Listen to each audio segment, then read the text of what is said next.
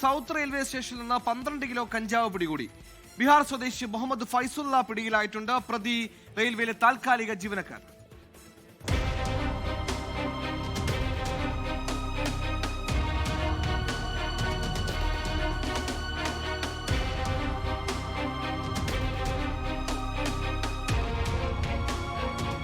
Ernakulam south railway സ്റ്റേഷനിൽ നിന്നാണ് പ്രതിയെ റെയിൽവേ പോലീസ് പിടികൂടിയത്. പ്രതി ബീഹാർ സ്വദേശി മുഹമ്മദ് ഫൈസുള്ള റെയിൽവേയിൽ താൽക്കാലിക ജീവനക്കാരനാണ്. 12 കിലോ കഞ്ചാവാണ് 2 ബാഗുകളിൽ നിന്നായി സൂക്ഷിച്ചിരുന്നത്. RPF നടത്തിയ പരിശോധനയിൽ സംശയാസ്പദമായി കണ്ട് ഫയാസിന്റെ ബാഗ് പരിശോധിക്കുകയായിരുന്നു. തുടക്കത്തിൽ എന്താണെന്ന് ചോദിച്ചപ്പോൾ ഡ്രസ്സാണെന്നാണ് മറുപടി പറഞ്ഞത്. തുടർന്ന് നടത്തിയ പരിശോധനയിലാണ് കഞ്ചാവ് പിടികൂടിയത്. മറ്റൊരാൾക്ക് വിൽക്കാനായാണ് കഞ്ചാവ് എത്തിച്ചത്.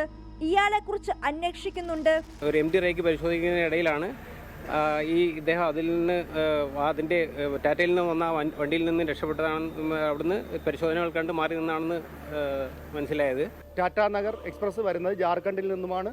ഈ സാധനം ഇവിടെ കേരളത്തിലേക്ക് എത്തിയിട്ടുള്ളത് എന്ന് നമ്മൾ മനസ്സിലാക്കിയിട്ടുള്ളതും ഇത് ഇദ്ദേഹത്തെ മാത്രമേ നമുക്ക് കിട്ടിയുള്ളൂ. ഇത് കേരളത്തിൽ നിന്നും ആരാണ് ഇവരുടെ കയ്യിൽ നിന്ന് റിസീവ് ചെയ്ത് റീറ്റെയിൽ അല്ലെങ്കിൽ ചില്ലറ വിൽപ്പന നടത്തുന്നതെന്ന് അന്വേഷിച്ച് കണ്ടെത്തേണ്ടതുണ്ട്. അത് അദ്ദേഹത്തിന്റെ ഫോൺ നമ്മൾ കസ്റ്റഡിയിൽ എടുത്തിട്ടുണ്ട്.